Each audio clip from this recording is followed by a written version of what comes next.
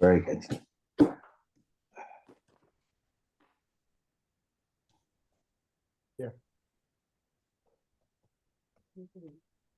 I will tell you right now.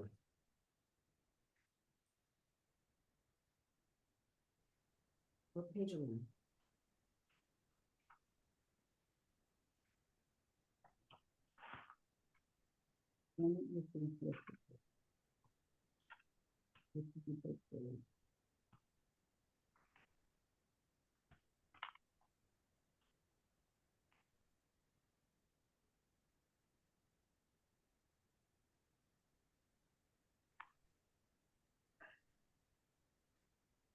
$77, I think.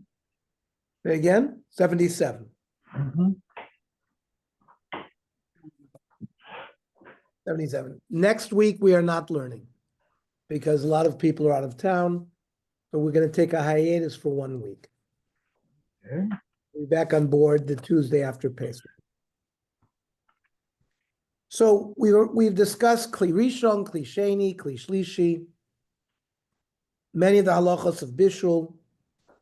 Due to the many details and application of this malacha, there are still several topics which have not yet been discussed, and we will cover some of these in this year. In the first year on Bishul, volume 17, shir 7, we learned the principle of ein bishul achar bishul, that fully cooked dry food is no longer subject to further violation of the malacha because no substantial change occurs during the subsequent cooking. What happens if a food that is baked without liquid or roasted is then cooked in liquid? Does that constitute a violation of bishul? Does it matter if it is cooked in a kli rishon or a kli sheni? The Rishonim debate the halacha in this case, and the same dispute applies to roasting or baking foods, which has previously been cooked. Yeah, Ernie, have we spoken about sous vide? Has that come up? Not yet. Okay, Not yet. I'm ready. The Gemara Masechta Pesachim discusses this topic in the context of the Korban Pesach, which must be roasted and not cooked. Very apropos to this week.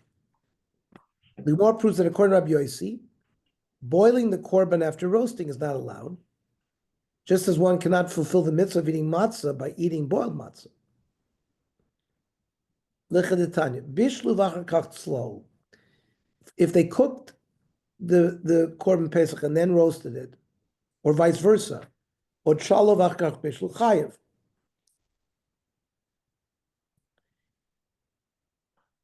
You're chayev for the avera of not roasting it. So bishma bishlu v'achar kach tzalo chayev the habashle. I mean, I understand why if you first cooked it and then roasted it, you're chayev because you cooked it. But if the initial cooking was the tzliya, was the roasting, then you've already cooked it through tzliyesh. Why should it be a problem just because you cooked it later? Rav Kana Amani Rabbi Yossi, he the Tanya, Yoitzin birkik hashori. We have a chiyuv to eat matzah on Pesach, first night. What if you took that matzah and you soaked it in water? Or you cooked it, the piece of matzah, but it hasn't dissolved. According to Rav Meir, you yoitza with such matzah. Yoitzin de Rav Meir. Rabbi Yossi Amar yoitzin berekik hashori. If it was just soaked, it was your yoitza for that matzah. Avalo b'mavushal.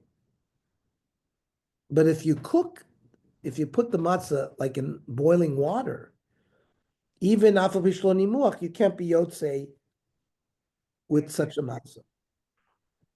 It was explained in the previous year that a kli rishon is the utensil which food is cooked on the fire, while kli sheni is the utensil the cooked food is transferred to after being removed from the fire.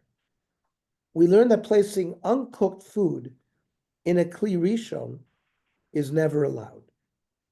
While the Gemara states that a kli sheni does not cook, nevertheless, many poskim do not permit placing food in a kli sheni due to the concern that any given food may qualify as kalei bishul, meaning something that's easily cooked, or that has the appearance of cooking, like Marasayan in a sense.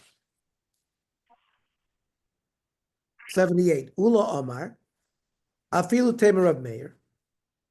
Even Rav Meir will hold regarding boiled matzah. Shani Hachadamar Kro Uvashel Muvushal.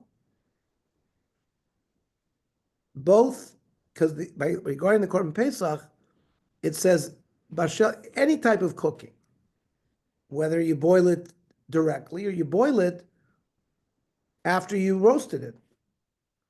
That's only by the Korban Pesach. But that was not said regarding matzah.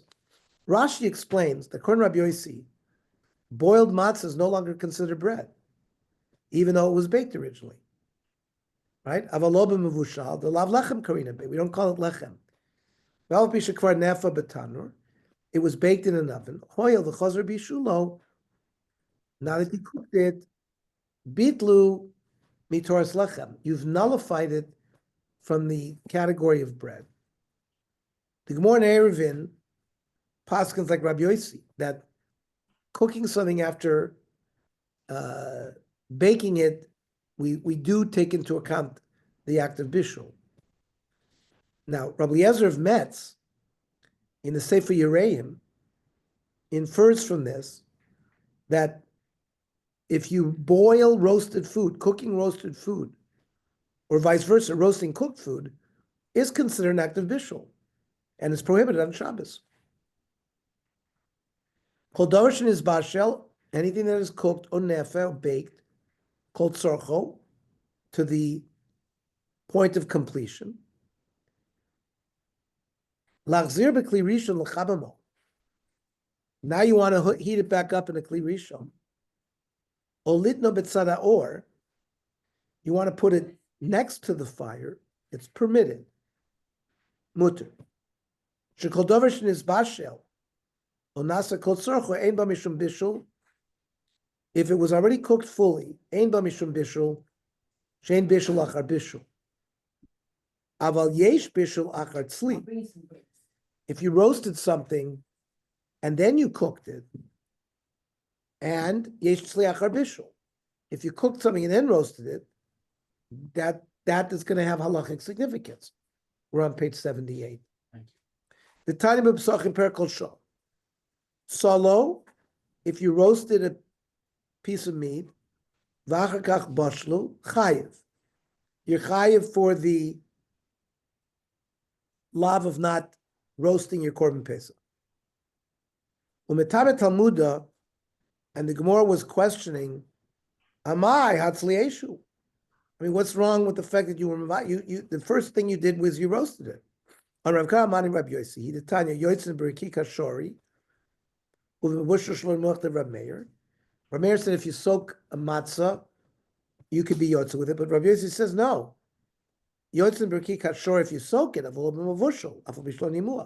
Perush says the Yereim, Tabi matzah lechem ksiv, and nikra lechem elafui. In order for something to be called bread, it's got to be baked only. The lo mavushal, any kind of cooking action removes it from the status of bread. Now that you cooked it, after you baked it, we don't care that you baked it. It's called cooked. The bishul after baking has halachic status. So we bring this over to the din of Korban Pesach, that if you roasted a piece of meat and then boiled it, yesh bishul achar tzli, it's no longer called tzli. There's a pasuk in the Torah that says we have to eat our Korban Pesach tzli, not mevush uvashel lo mevushal b'mayim. So you're over the lav. Even though you roasted it already, but if you then boil it, there is bishul. Rabbi Yossi, Amina Be'eruvin, Aloch Rabbi Yossi, Vod Debraisa Tan Lahud Rabbi Yossi B'Loshen Rapim. So we paskin like Rabbi Yossi. Shem sheish bishul achar tzli, v'afui. Just like there's a bishul that is operative after roasting or baking, kach yesh tzli achar bishul. So too, if you mevashel something and then roast it, it's the same thing. The Svar HaChasim. However, the Gemara Masechta Brachos appears to conclude that we should not infer other halachas from Rabbi Yossi's position regarding matzah. As regarding matzah, there's a unique halacha that requires one to eat matzah that has the taste of matzah. And this seems to contradict the position of the Sefer Yereim. Says Masechta Brachos Lamed Ches Amud Beis, Darash Rav Nachman Mishum Rabbeinu, Umanu Shmuel, Shlokos. If you take vegetables and you soak them, boil them, Mevorchen Aleim Boi Pri Adam. V'chavereinu hayordim Eretz Yisrael. Those Jews who've left Eretz Yisrael, Umanu Ulo, Mishmei Rav Yechon Omar, Shlokos Mevorchen Aleim Shakol Yem B'dvar. Vani Oimer, that's Rav Nachman, the Machloikas Shnuya. It's dependent on another Machloikas, the Tanya. Our Machloikas that we're familiar with. Yoitzin Berekika Shorui, you Yoitze matzah that was soaked. Uda Mevushal was cooked Shaloni Muach as long as it wasn't dissolved, Rabbi Meir. Rabbi Yossi Oimer, Yoitzin Berekika Shorui, yes, you Yoitze if it's soaked, V'lo Mevushal, Af B'Shaloni Muach. But Velohi, this attempt by Rav Nachman to say that this machloikas regarding cooking vegetables, whether you say boy pri adam is related to this machlokas of what happens if you cook matzah, really kulam shlokas baruch lam boy pri adam. Cook vegetables, you make a boy pri adam. Everyone holds that. That can come Rabbi Yossi also. You know why Rabbi Yossi says that if you cook a baked matzah, it's no longer has a din of matzah. Mishum demin and tam matzah v'leka. It's got to have a taste of a matzah. It doesn't have it anymore. But here, boiling vegetables doesn't make it something different. So basically what we're seeing is we're not transferring these concepts from matzah over to other dinim. Like here, it's not the Korban Pesach, did we boil it, did we roast it? It's what about the bracha that you make on vegetables? Well, the Gemara wanted to say that the machlokas is the same, but the maskon of the Gemara is that it's not. So based on this Gemara, the Rav Yod, who's a Rishon, refutes the inference of the Sefer Yereim and rules that on Shabbat there is no prohibition on cooking food that has already been baked. Shomati Rabbeinu Eliezer Mimitz, that's from Metz. Shaya Oimerein Bishul Achar Bishul B'Shabbos.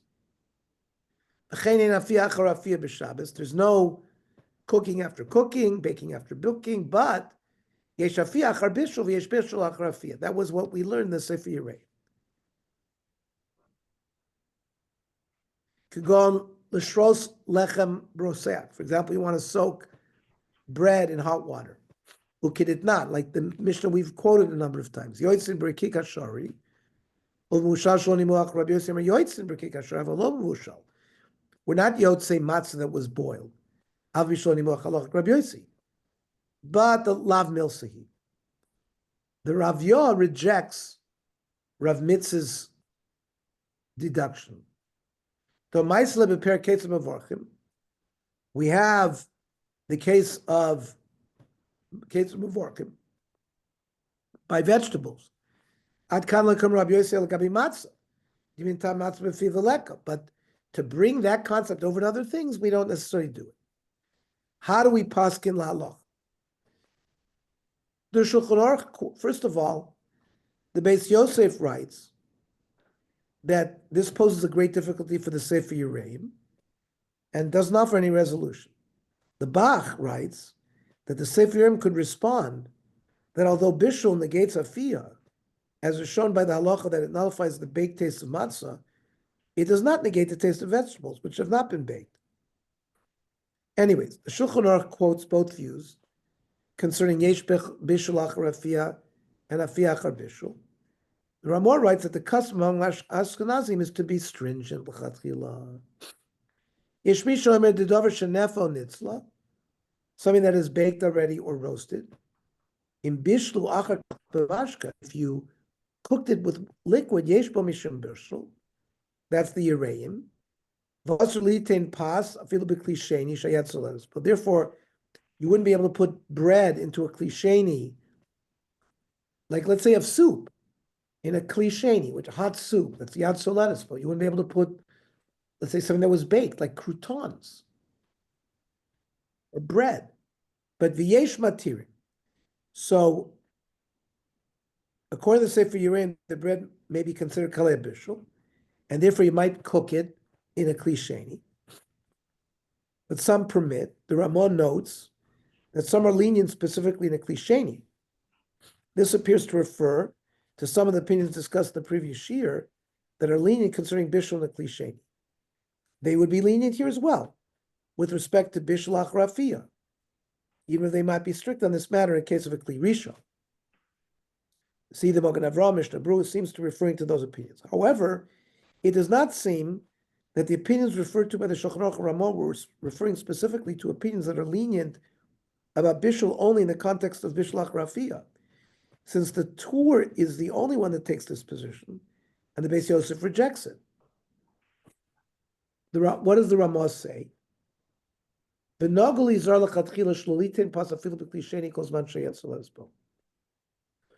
So if you have a hot soup that is 114 degrees, according to the opinion that that's Yad Soletis bowl, and the soup is in a klisheni, you wouldn't be able to put a baked piece of bread into that soup, because we have to be concerned about bishul acharafiyah, says the Ramah. The Shulchan Aruch brought yesh matirim, and we see who that is. That's the Rav Yah. Does this apply only to bread because it's kalei habishul, or does this apply to, let's say a cookie, well, maybe, or something else that's not bread? So, like I was thinking about like croutons. Yeah. So But it's baked, but that's Bread croutons, like bread Either croutons, bre- not like, not like osem. well, why not? That's a baked product. If you hold, again, remember we learned last week that we're machmir about kalei habishul. We don't know which is kalei habishul, which is not. So that's why they're those that are machmir, but there are those that are lenient. Let's go further. We'll see how it ends up. Some Achronim raise a contradiction between the Shulchan Aruch here and another ruling of the Shulchan Aruch further in the Siman. Shulchan Aruch later writes that one may heat food that has already been cooked as long as it is not directly on the fire.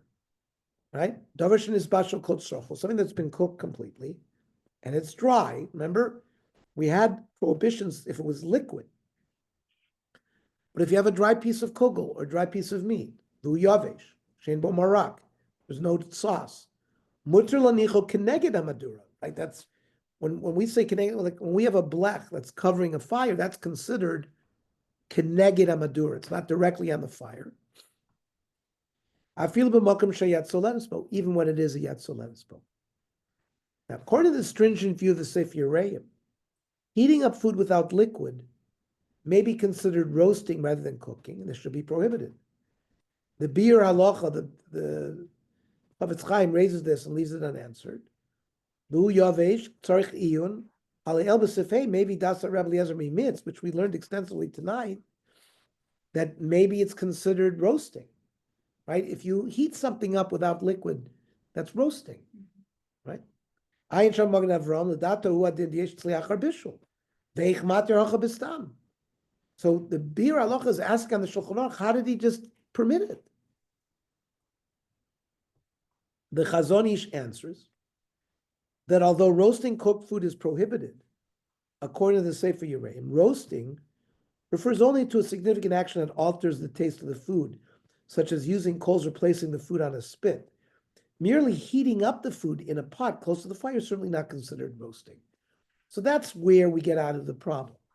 That just putting something on a blech, which is just heating it up, it's not really considered roasting it. If it doesn't come, it doesn't rise to the taste of really roasting. It gets a little dry.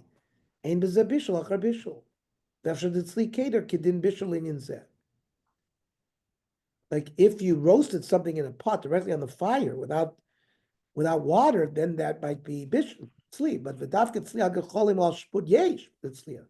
Zuachar Bishul. Then only if something was cooked already and you're putting it in a pot on the fire directly would it be a problem. But not on the side of the fire, which is the status of a blech. What kind of bluff are you talking about? A hot plate? No, so you avoid. Well, having it on the blech is you're not really putting it directly on the fire. That's saying you avoid that. Yes, We take a foil tin and turn it over. Right. yes, that's the same thing. See Psach in the Mishnah Berurah, which rules that pot roast may not be eaten at the Seder, as one may mistakenly confuse it for an actual roast, which is forbidden to eat at the Seder today because it's din of roasting. The Aruch HaShulchan disagrees.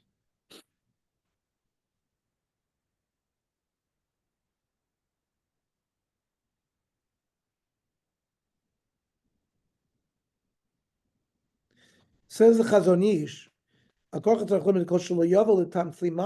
yeah, we learned that already. Okay. Page 82. Rav Ovadia Yosef offers a different answer to the contradiction raised above, that although the Shulchan Aruch quotes the stringent view of the Yereim, his conclusion is that the halacha follows the lenient view. This is based on a rule subscribed by some Achronim, that whenever the Shulchan Aruch quotes two views using Yesh Omrim, some say, the halacha follows the second view. So if you look at the Shulchan Aruch, the second one was V'yesh Matirin. Yesh Misha Omer, and then Yesh Matirin. So the rule in Psak is to follow the second. Therefore, even if heating cooked food is prohibited, according to Sefer Yerim, there's no contradiction between the two rulings of the Shulchan Aruch. Lo Kasha Midi says it's not a contradiction. Lefia Klal Shubiadenu, based on the principle that we have, Uva b'Knesses Agdola, the Knesses Agdola was a posek brings it. Whenever the Shulchan Aruch brings two opinions, Yesh Omrim v'Yesh Omrim, Halachik Yesh Omrim Basra, we follow the second Yesh Omrim.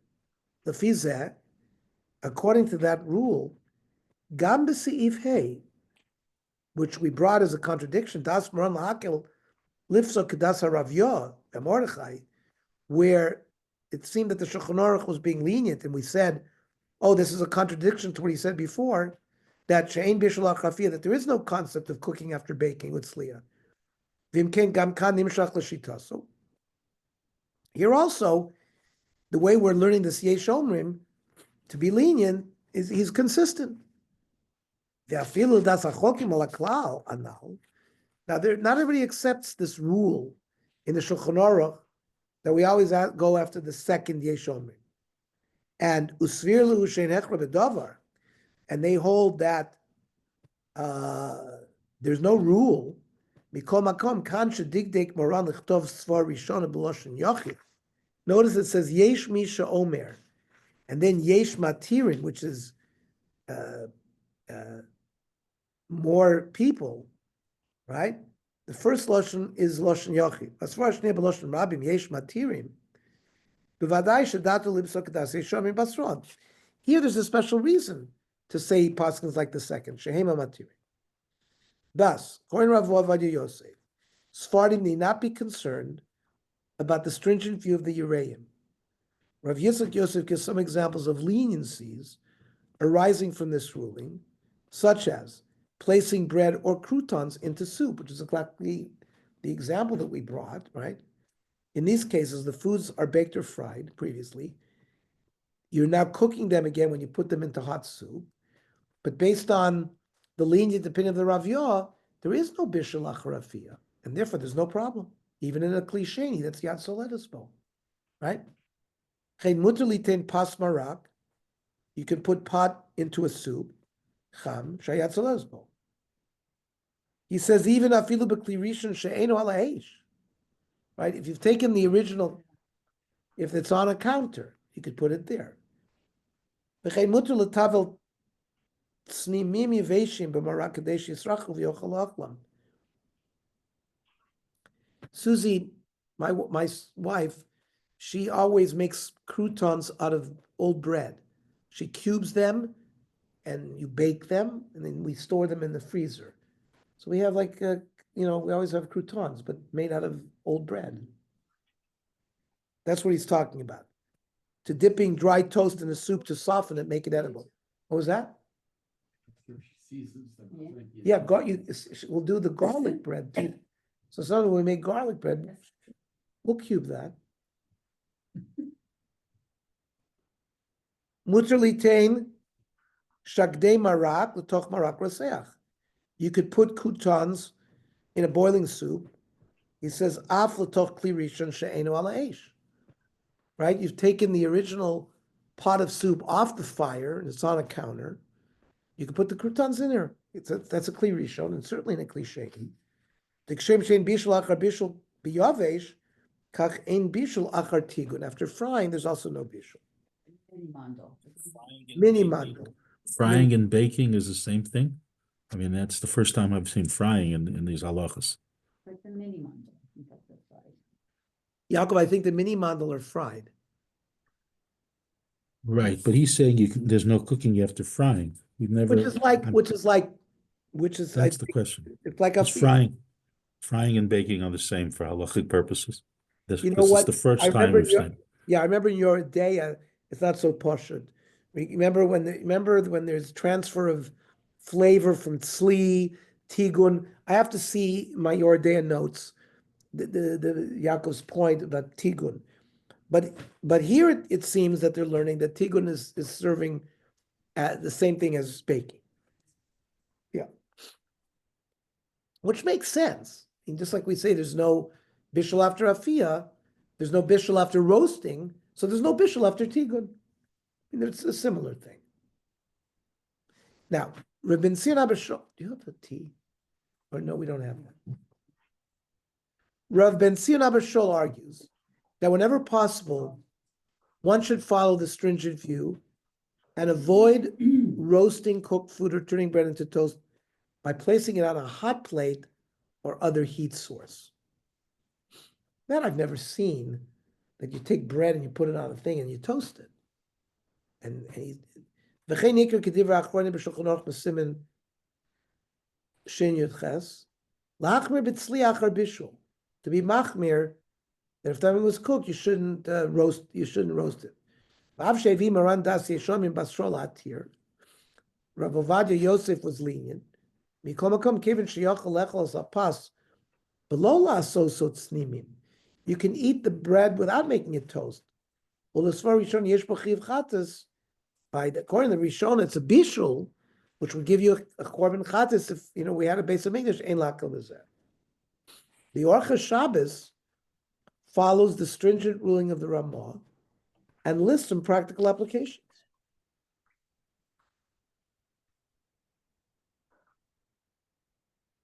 Kosvu poskim shein levashel dover afui ot solid. The poskim have said that we are prohibited to cook or put something in a klisheni that's yad soledispo, something that is baked or roasted. Even though baking is similar to bishul,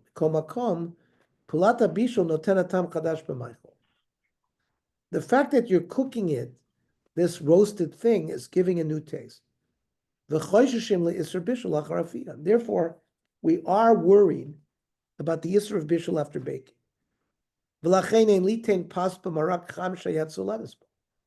You should not drop pieces of bread into a soup that's yad soledispo, that filu hamarak b'kli sheni usher. Right? We've said that. Not just kli rishon, but that's off the fire, but even a kli sheni that's on our table, where the soup has been transferred from a kli rishon to a kli sheni, we wouldn't be able, according to the stringent ruling of the Ramah, to put our bread in it. Now, very interesting, because I'm thinking about my grandmother, Aleh Shalom. One of her favorite things was putting matzah into coffee, hot coffee. And maybe some of you remember your relatives doing that. They would crinkle, so on Yom Tov, it's not a problem because you're Mavashel. I don't believe she did it on Shabbos. because of the stringency. Okay. Yaakov, do you remember anything about that? Seeing that in your home or anything like that? No. My the mother, Lithuanian my mother people did Allah Shalom. My mother What? did that. My mother did it. Yeah, Yeah. especially on Pesach, right? Matzah and coffee. Yeah. I don't know why they did that because but they did it. Your It's a grandma Julia Child thing. Oh, no, she didn't do, not on Pesach. at Pesach, No, she's matzah. not an Underbrook person. So what did your grandmother did? I definitely remember though dipping I think it was you know your. dipping bread into soup. That's That nice. was done all the time. Right. That I remember.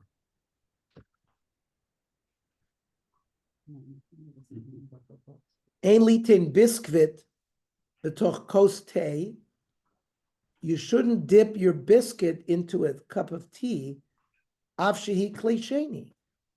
Even if the kli is a kli sheni, you shouldn't do it. V'chein ein litin chavitot blintzes betoch marak av shu bekli sheni. Is that something that people do? Put blintzes in soup? I've never seen. Okay. They put meat blintzes in soup. Well, remember the kneidlach. They put the kneidlach have been cooked in the soup. That's not the bishmak. kreplach. That's what they mean.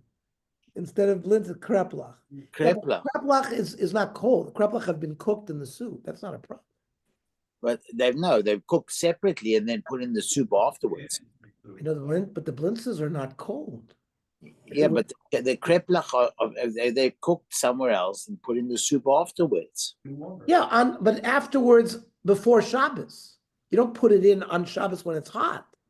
You do it, Walter, when you cook kreplach, right? I'm not a cook. Then they put you can they ask put it in- Susie. put in the soup before Shabbos starts. Like matzo ball. I hear what You don't dump a raw matzo ball into hot soup at night like croutons. It's not wrong. The kreplach is cooked, but we see we have a problem. But the matzo ball sits in the soup hot, No, Erev Shabbos. Yeah, You're not taking cold matzo ball soup from the refrigerator and put it's in your soup, lechatchila. they're cooked in. Tell me what you do. Then you they're boil, put you in make them soup and they're- separately. You put them in when it's already heating up. That's right. When you're heating up on the soup before They're Shabbos, cooked in water Yeah, ahead of time. correct? correct. You're not adding croutons is cold and you're putting it in to the thing. You're doing a mice of cooking. Yeah, but croutons. Who says when you put when you put those little what do they have those things from The Israel? croutons, Not the the croutons. mini mandel. I love them. No, they have also that is another thing that comes from Israel that Yes. Yeah, those- Awesome. that little thing. It's Yeah. cold, but it's no way to cook. You can't cook that in soup. Yeah, but it's a baked item or a fried item, Right. and they included that in the prohibition. According to the Sephardim, they have no problem. The problem is only according to Ashkenazim, because we hold, based on the Ramah, that yesh bishul achar afia, or yesh bishul achar tigun. Hang on, let's see. Now, the shaila would be if we put it in a kli shlishi, right? If for some reason we didn't use a kli we'd use the kli shlishi. Maybe the ladle of a soup could be considered a kli sheni, and then when you dump it in your soup, it's a kli shlishi. Then nobody holds that you can cook in a kli shlishi. So maybe that's why we can get away with putting the croutons into our soup. That's just me thinking aloud right now. We'll have to see if anyone discusses that. Because common practice is that we see people do dip, like Yaakov said, we do put bread in soup, and people put these croutons in it. If this Ramah, yeah, so it's coming. I mean, they always say, puk chazi, there's a svar of puk chazi. Look what the people do, right? You can't have clients for doing something going against the befer shtika Ramah. That's what I was thinking. I mean, everybody puts croutons in the soup. Exactly. It's, So that's why I said, let's wait. you put what about coffee? I guess it's another issue. We're gonna get to the This is coffee. painful. We're gonna get to the coffee. About I think we learned last week that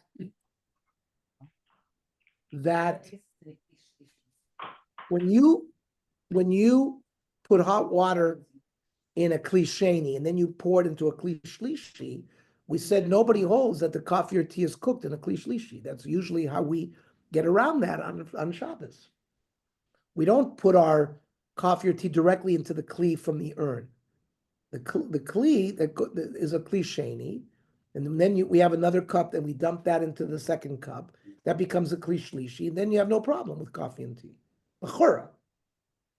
Okay. Don't worry, the answer's right there. We're coming. But right now, he says, don't dip a biscuit. I mean, I used to dip cookies, definitely oatmeal cookies But if you in do my it- tea and coffee. I did that all the time. In camp, No, you didn't. You never drank. or coffee. Afshi klisheni, mayat soles, b'chein en litain chavitot. Again, blintzes b'toch marak, afshu b'klisheni. Ein litain tabliot. How about sweetener tablets? Oh, avkat sukrazit, some kind of sugar powder. Afilu b'klisheni. Im chomesh ve'en muvushal ela afli. If this sweetening product was baked, means if it was cooked, that's not a problem because ain't bishul achar bishul. We've learned tonight that the problem is that there's yesh bishul achar afiyah. So we're gonna have to understand what these sweeteners, how they prepare them. Are they cooked or are they baked? So he says,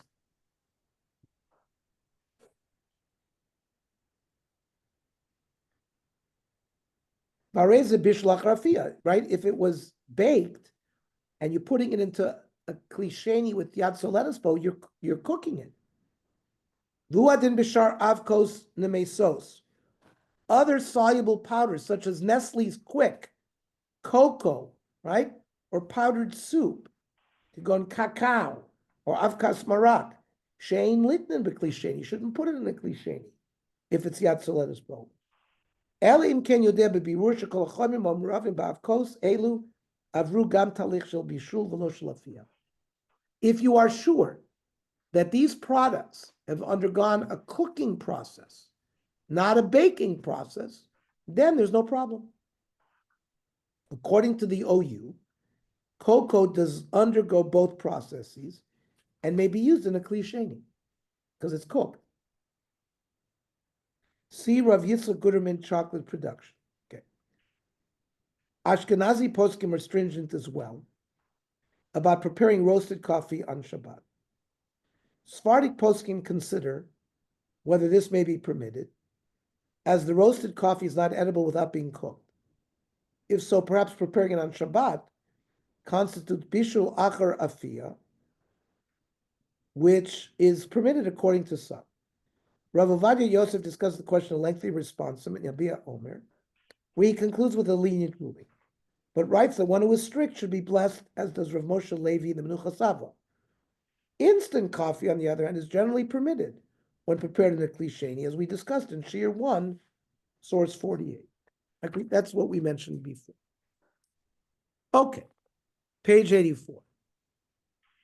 Although we have seen that Ashkenazi poskim and some Sephardic poskim generally forbid placing challah or croutons in a klisheni, such as a bowl of soup, in practice, many people are lenient. What is the basis for allowing this? The answer relates to the status of the ladle. Until now, we have assumed that a bowl of soup would qualify as a klisheni, but a ladle is usually used to spoon out the soup from the pot. The Mishnah Brewer writes in one place that the ladle already constitutes the klisheni. Now let's think about it. We talked about a klisheni being a cold kli, right? Normally our soup bowls that we ladle the soup in is cold. What's the problem with a kli rishon?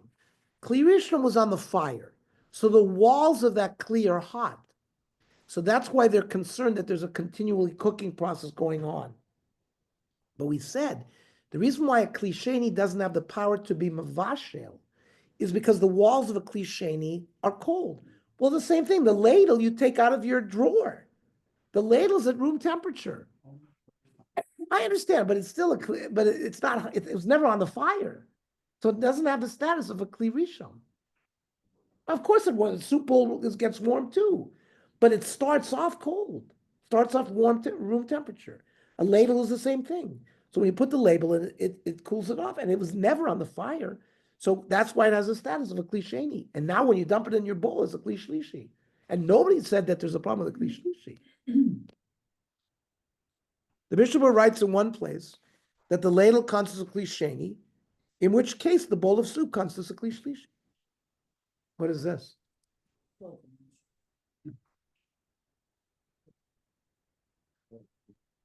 Mashenogim ez anoshim. The practice, the common practice that people do, kishoisim chamin, meragle behema. They prepare stew from, it sounds like fisalach, right? Yeah. Animal hooves. Well, that's galaretta, right? Mm-hmm. Wasn't that gala? Psha. I don't know. Kishoisim chamin meragle behema. Sure, yeah.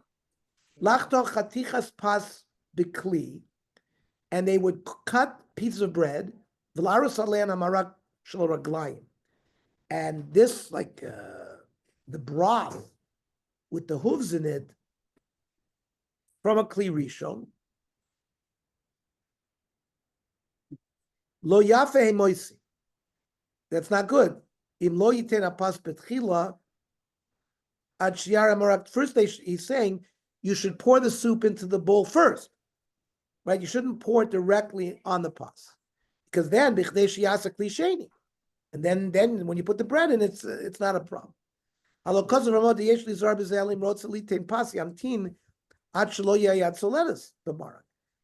you put the bread in, you got to make sure that it cools down a little bit. So the Mishnah Berurah gives you an eitzah to pour the broth with a ladle. Elsewhere, the Mishnah Berurah writes that a ladle has the status of a kli rishon. Kli sheni mikri. What's a kli sheni? K'sheiru min kli rishon. She'irtich lachamin betocho. When you pour something from a kli rishon into another kli, l'toch kli zeh, umutar afilu mayat solenes. Even if it's 114 degrees, a kli sheni cannot cook.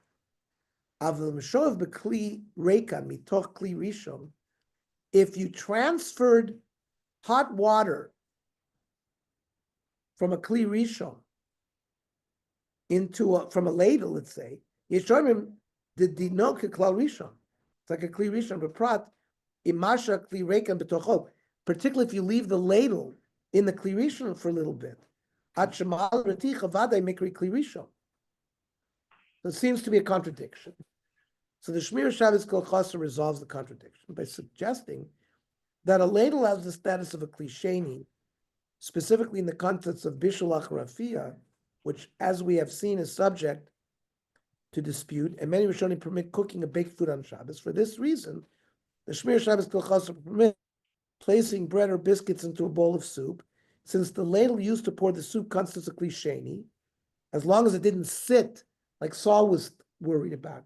You didn't sit the ladle in there for a long time. Then, of course, the ladle could become like a kli rishon. The bowl constitutes a kli shlishi. But in other cases, the ladle might be considered a kli rishon. Lefichach also litein lechem b'toch hamarak. You cannot put bread in soup. O litvol biskvitim umatzos b'toch hatei, or your matzos in the tea. Kasher hamarak o hatei b'kli rishon. If the soup or the tea is in a kli rishon, v'chein also laros aleim b'kli rishon. You can't pour from a kli rishon on a piece of bread or on a bag of tea. V'chein also laros aleim b'kli rishon, right? V'gamein l'tita b'kli sheni. You can also do it in a kli sheni. Ulam l'inyan zeh ein le matzekas u'lekavdin kli rishon. Regarding this leniency, the ladle is not a kli rishon. Lachen yesh mokum lahakel v'litein lechem b'marak. Today, we can put our bread into soup, שהוצק מכלי ראשון לתוך הצלחת פזר מקצס, מצקס. Using the ladle makes it permitted. It's Sham b'Mishnah Berurah dafka shloisa matzekes harbe zman b'kter. As long as the ladle didn't sit in the kli rishon for a long time. I in Mishnah Berurah sif cotton pezayin lahamar nira liyashiv tiz Mishnah sif cotton mikevin shedei zud yesh bishul acharafia udas yachid. One of the reasons why they're leaning this thing that there's bishul acharafia, we know is the sefer Yereim. We're being machmer because of one rishon. The Orchas Shabbos accepts this distinction as practical halacha.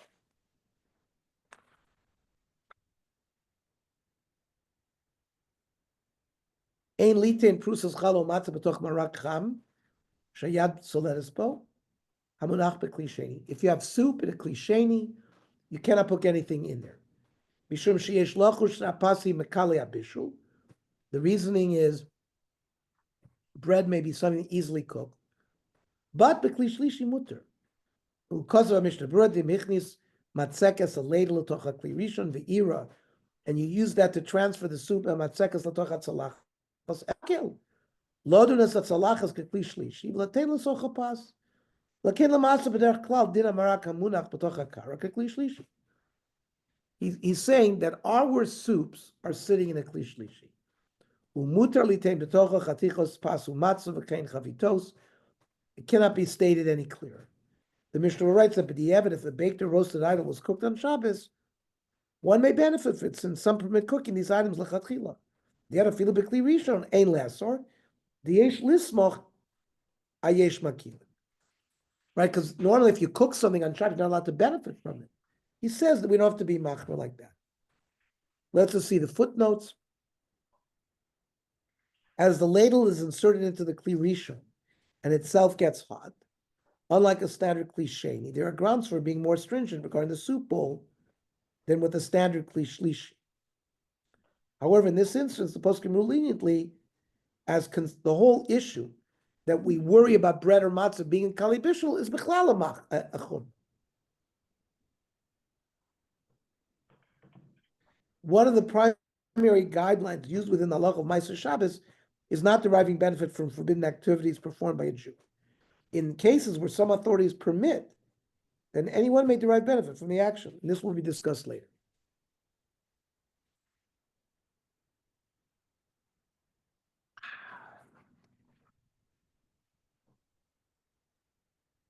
Another practical application relates to reheating dried, cooked, or fried foods on a hot plate. According to the Chazon Ish, this should still be permitted, since one's intent is to heat it up, rather than give it a taste of a baked or roasted food. Rav David Riviat rules this way in a practice as well, that if one places on some form of separation between the food and the heat source, according to many poskim, only extremely intense dry heat radiating from a direct flame can cause a cooked food to become halachically roasted. Therefore, boiled chicken or any other dry cooked food may be placed on top of a pot over the blech, because this form of dry heat is not sufficiently intense to be considered sli. One may play a pot roast, fried or marinated chicken, potato latkes, scrambled eggs, etc., on the top of a pot or pan standing on the blech. There is a halachic basis to permit reheating these fried foods by even bringing them near intense dry heat as well. This can be done if the food is in a pot, pan, container, or is wrapped on the bottom or sides in foil. In this manner, the reheating closely resembles the first method of frying and be considered merely tigun after tigun. Because the second method of heating resembles the first, reheating is permitted. According to this view, one may place cold, fried, or marinated chicken in a pot or pan near the intense heat of the flame that is beneath the blech. However, the chicken should not be exposed on a plate or tray near the blech, because this manner of reheating constitutes tzli, which should be avoided with fried food. Rav Dov Lior is lenient in all cases, since a hot plate cannot usually roast something that was previously uncooked.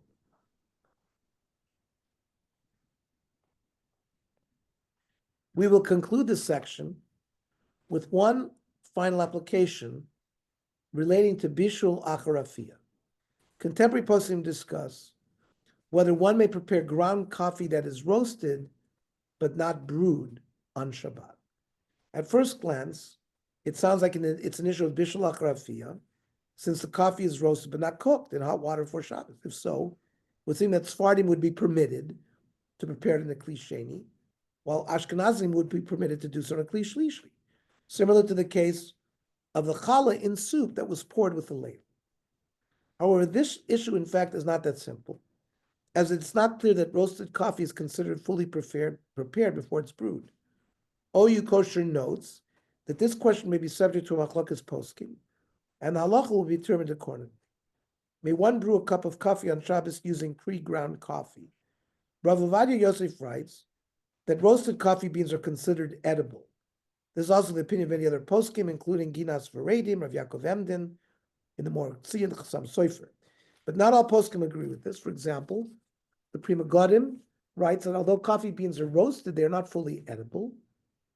And the Abiyah Omer cites other poskim that are strict. To summarize, according to poskim that consider roasted coffee beans to be fully cooked, Ashkenazim may brew coffee on Shabbos by pouring from a kli sheni, and Sfardim may possibly do so even from a kli rishon. According to poskim that consider roasted coffee beans not fully cooked, they may not be brewed on Shabbos at all.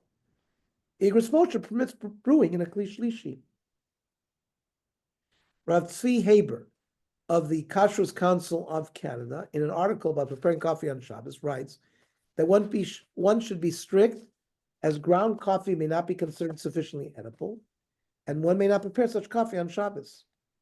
One of the great contemporary coffee innovations was the creation of microground coffee, or in the Starbucks vernacular, Starbucks Via.